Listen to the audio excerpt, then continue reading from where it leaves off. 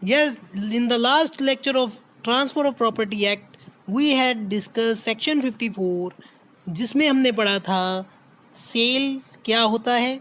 उसमें हमने rights and liabilities buyer and seller की डिस्कस की थी, लेकिन सेक्शन 55 एक सेपरेट सेक्शन है, तो इसमें राइट्स एंड लायबिलिटीज़ डिफाइन की गई हैं एज पर बेयर एक्ट. इसको हम डिस्कस करेंगे. तो लेट्स स्टार्ट. सेक्शन 55 क्या कहता है? What are the rights and liabilities of a buyer and seller. जो बायर खरीदार है, सेलर बेचने वाला है, उनकी क्या राइट्स हैं, उनकी क्या लायबिलिटीज़ हैं, कौन कौन सी चीज़ें उनको प्राप्त हैं, उनके अधिकारों में आती हैं, और कौन कौन सी उसकी ड्यूटीज़ हैं जो उनको निभानी है. तो अगर in the absence of a contract contrary to the contrary, अगर कोई कॉन्ट्रैक्ट है तो उसके हिसाब से होगा, लेकिन अगर कॉन्ट्रैक्ट नहीं है तो जो ये सेक्शन अब बोलेगा उस हिसाब से होगा. The buyer and the seller of immovable property. तो मोस्ट इंपॉर्टेंट पॉइंट यहाँ पर याद कर लीजिए, वो है immovable property respectively are subject to the liabilities and have the rights mentioned in the rules next following or such of them as are applicable to the property sold. तो seller के शुरू हो रहे हैं. सबसे पहले द सेलर इज बाउंड. ए, कहाँ पर अब सेलर बाउंड है, बंधा हुआ है? पहला A, to disclose to the buyer any material defect in the property. जो भी प्रॉपर्टी वो सेल कर रहा है अगर उस प्रॉपर्टी में कोई भी डिफेक्ट है तो वो चीज़ बायर को बतानी पड़ेगी.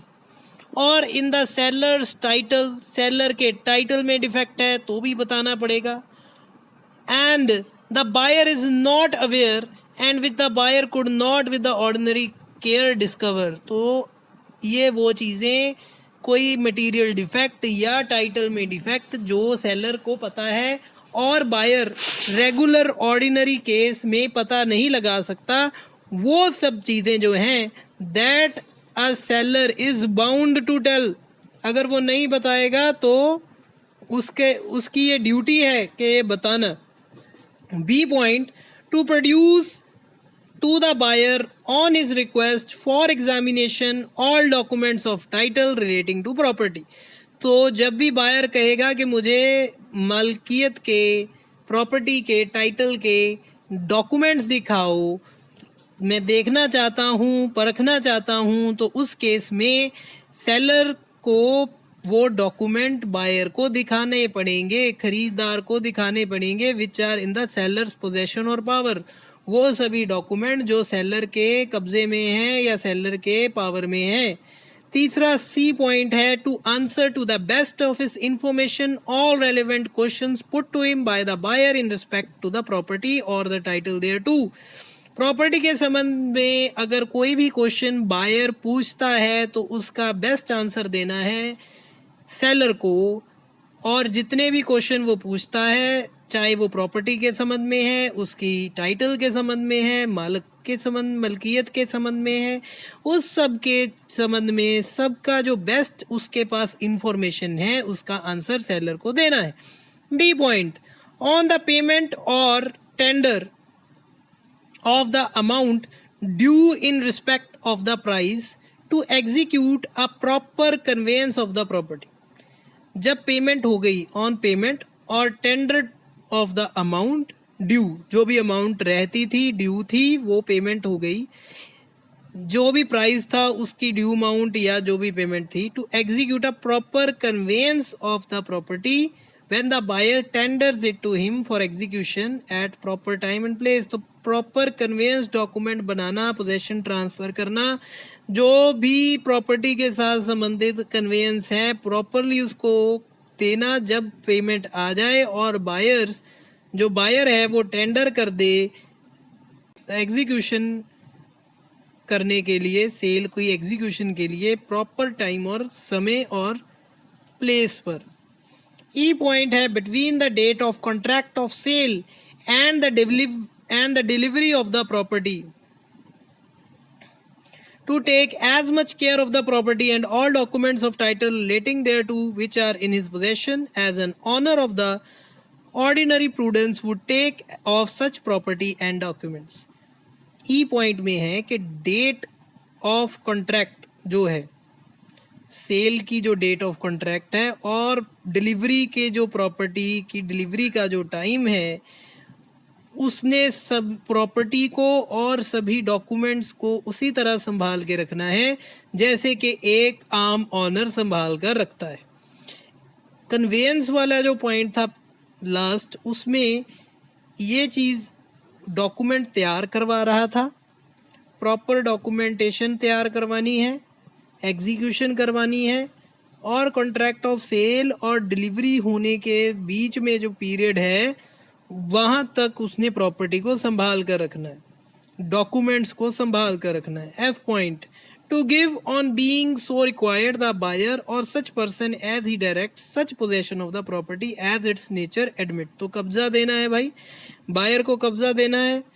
जी, to pay all public charges and rent accrued due in respect of property up to date of sale. तो जब तक सेल नहीं होती उस दिन तक के सारे जो पब्लिक चार्जेस हैं, गवर्नमेंट का टैक्स है, कॉरपोरेशन का टैक्स है, रेंट कोई देने वाला है, तो वो सारे सेल की डेट तक सेलर ने भरने हैं। उनसे जो इंटरेस्ट जो भी लगा है वो भी भरना है। ये भी इनकम्बरेंसेस थी, उन पर जो इंटरेस्ट है वो तो पे करना है, लेकिन एक्सेप्शन है where the property is sold subject to encumbrances. Encumbrances वाले पॉइंट को ध्यान से समझने की कोशिश कीजिए। इनकम्बरेंसेस होती हैं, कोई भी बर्डन प्रॉपर्टी पर है, कोई भी देनदारी है, पहले तो उसने कहा इंटरेस्ट पे करना है इनकम्बरेंसेस पर, जो भी उस पर बर्डन है उसका जो इंटरेस्ट है वो प्रॉपर्टी का वो पे करेगा सेलर सेल की डेट तक। लेकिन except where the property is sold subject to encumbrances, जहाँ पर ये लिखा होगा कि जितना भी बर्डन है उस प्रॉपर्टी पर, जो भी उस पर कर्जा है एक्सेट्रा, वो भी डिस्चार्ज करना है, तब सेलर को वो भी पे करना होगा जो भी उस समय उस प्रॉपर्टी पर कर्जा चढ़ा हुआ है। अब आ गया सेकंड सब सेक्शन जो इसमें है, the seller shall be deemed to contract with the buyer that the interest which the seller professes to transfer to buyer subsist and that he has the power to transfer the same। जो seller है, बेचने वाला है, वो जब contract कर रहा है, it is deemed with buyer that जो इंटरेस्ट है, जब सेलर बायर के साथ कॉन्ट्रैक्ट करता है तो ये समझा जाता है, ये माना जाता है, डीम्ड है, माना जाएगा कि जो सेलर है उसके पास पावर है प्रॉपर्टी को ट्रांसफ़र करने की बायर को, और उसके पास जो भी इंटरेस्ट हैं बीइंग अ सेलर, जो भी प्रॉपर्टी के इंटरेस्ट हैं वो सेलर के पास हैं और पावर है उसके पास प्रॉपर्टी को ट्रांसफ़र करने की, provided that where the sale is made by a person in a fiduciary character he shall be deemed to contract with the buyer that the seller has done no act whereby the transfer is encumbered और whereby he is hindered from transferring it.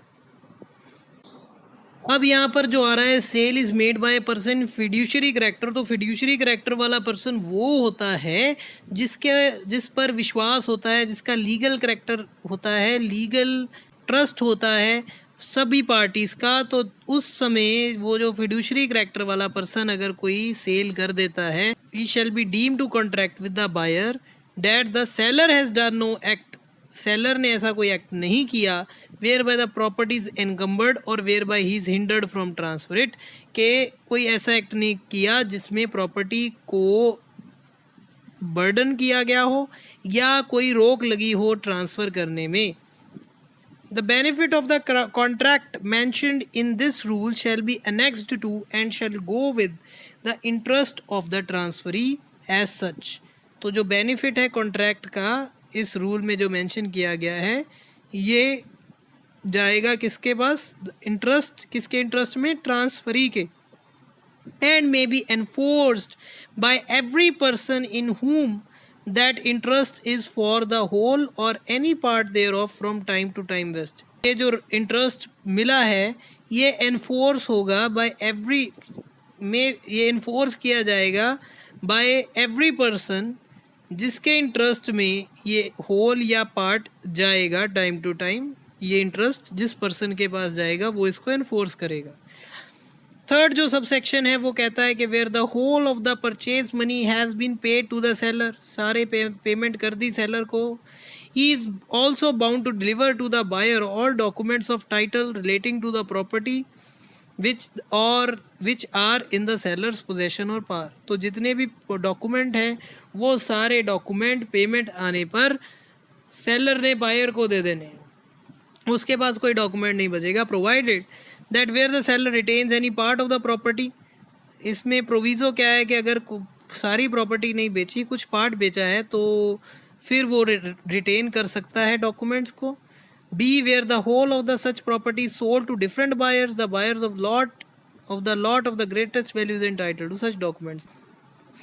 तो इसमें वो क्या कह रहे हैं कि मान लीजिए एक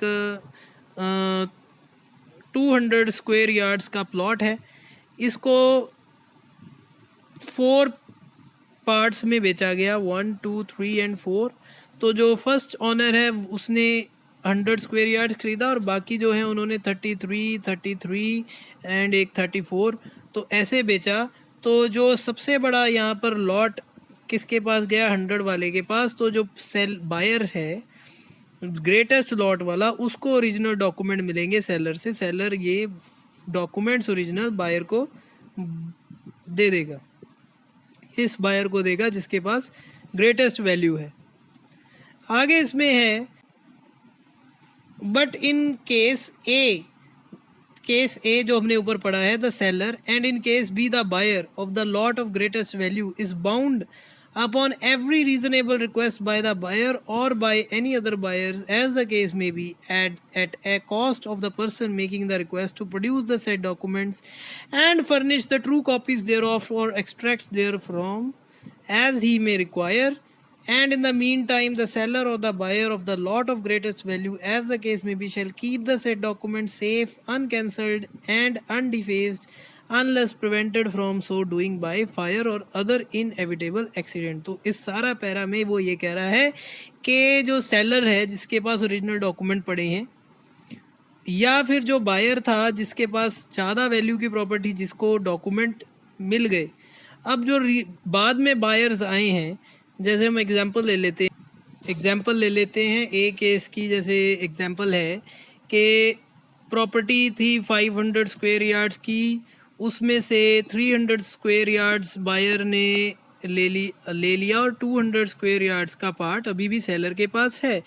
तो एक केस में ये जो डॉक्यूमेंट ओरिजिनल थे इस 500 स्क्वायर यार्ड के, वो किसके पास हैं, इस पर सेलर के पास ही है। मान लीजिए इसका नाम ए है, तो सेलर के पास है। अब ये इस केस में ये बायर हो गया। इस बायर को अगर कल को डॉक्यूमेंट जब भी चाहिए होंगे तो वो डॉक्यूमेंट ए से मांगेगा कि मुझे ये डॉक्यूमेंट दे, और एक ड्यूटी बाउंड है कि वो डॉक्यूमेंट्स प्रोवाइड करे। वो उसकी ड्यूटी है कि वो डॉक्यूमेंट्स को सेफ रखे, उनकी वैल्यू, उनकी जो लिखावट है वो ख़त्म ना हो, उनकी जो सेफ्टी है वो इंश्योर करेगा और उसको कैंसिल नहीं करवाएगा और फायर से बचा कर रखेगा। ये सभी चीज़ें मेंशन है। हाँ, ए जो है अगर वो कहता है कि डॉक्यूमेंट्स की कॉपी कराने में या उनको प्रोवाइड करने में, सेफ्टी करने में नहीं, प्रोवाइड करने में अगर उस ए का, सेलर का कोई कॉस्ट आ रहा है, वो जो है वो बी को भरना पड़ेगा। इसी तरह जो सेकंड जो हमने एग्जांपल देखी थी, जो बी केस है, उसमें मल्टीपल परचेजर्स थे। एक ए ने मान लीजिए वहाँ पर जब प्रॉपर्टी बेची बी को, सी को, डी को और ई को, जो 33 वाले जो यहाँ पर केस था और यहाँ 100, तो यहाँ पर ए की तो ड्यूटी ख़त्म हो गई क्योंकि इसके पास टोटल 200 लैंड था। 200 को उसने आगे सेल कर दिया 4 सेलर्स बायर्स को। तो ये जो बायर बी है, ये बिगेस्ट लॉट वाला, ग्रेटेस्ट इंटरेस्ट वाला है, इसके पास अब ओरिजिनल डॉक्यूमेंट्स है। तो यहाँ पर वही जो ड्यूटीज़ ए की लास्ट केस में थी, वो सारी ड्यूटीज़ सेलर वाली इस बायर के पास चलेगी, और सी, डी और ई जब भी क्लेम करेंगे कि हमें ओरिजिनल डॉक्यूमेंट पुराने चाहिए, तो ये बी की ड्यूटी है प्रोवाइड करने की। आगे चलते हैं, आगे है द सेलर इज एंटाइटल्ड। तो सेलर के अब आगे राइट्स, तो सेलर के क्या एंटाइटलमेंट है? पहली, to the rents and profits of the property till the ownership thereof passes to the buyer. तो उस प्रॉपर्टी के जब वो सेल करने से पहले जो भी अधिकार, रेंट, प्रॉफिट जो भी आ रहा था वो सेलर ही रखेगा, वो बायर के पास नहीं जाएंगे। बी जो इसका पार्ट है वो है कि where the ownership of the property has passed to the buyer, जहाँ ऑनरशिप है प्रॉपर्टी की वो पास हो गई है बायर के पास before the payment of whole of the purchase money, सारी परचेज मनी सेलर को नहीं मिली है। To a charge upon the property in the hands of the buyer, any transferee without consideration or any transferee with notice of the non-payment for the amount of purchase money or any part thereof remaining unpaid and for interest on such amount or part from the date on which possession has been delivered। तो समझने वाली बात यहाँ पर क्या है कि ownership जो है प्रॉपर्टी की वो पास हो गई है बायर को, लेकिन पेमेंट सारी नहीं आई है, तो उस पर हो गया चार्ज, उस प्रॉपर्टी पर हो गया चार्ज, किसके हाथ में? बायर के तरफ चार्ज हो गया। तो जो भी ट्रांसफरी है, एनी ट्रांसफरी विदाउट कंसिडरेशन और any transferee without with notice of the non payment, payment का जो पेमेंट की नहीं गई उसका notice, for the amount of purchase money और any part thereof remaining unpaid, जो भी पेमेंट रहती है, एंड फॉर इंटरेस्ट, जो भी उस पर इंटरेस्ट लगा है, on such amount or part from date on which possession has been delivered.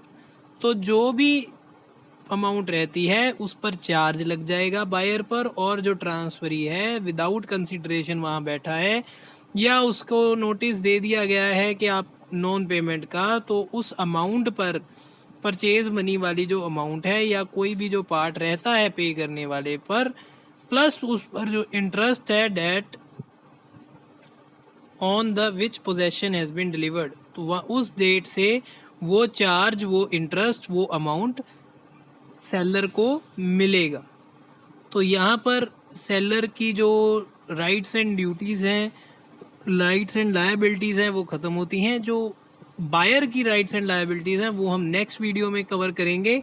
अगर आपको ये वीडियो अच्छा लगा तो प्लीज़ शेयर कीजिए और थैंक्स टाइप कीजिए अगर आपको हमारा एफर्ट अच्छा लगा, ताकि हमारी टीम जो है आपके लिए अच्छी अच्छी वीडियोस इसी तरह और लाती रहें, और हम ट्रांसफ़र ऑफ प्रॉपर्टी एक्ट और जो भी सब्जेक्ट्स हैं, प्लस इंडियन लॉ रिलेटेड और फॉरेन लॉ रिलेटेड भी हम कोर्सेज जो हैं हम यहाँ कवर कर रहे हैं, फ्री में प्रोवाइड कर रहे हैं। तो आप इनको वीडियोस को शेयर कीजिए, चैनल को सब्सक्राइब कीजिए ताकि आपको लेटेस्ट लॉ रिलेटेड इन्फॉर्मेशन मिलती रहे। Thank you very much for discussion.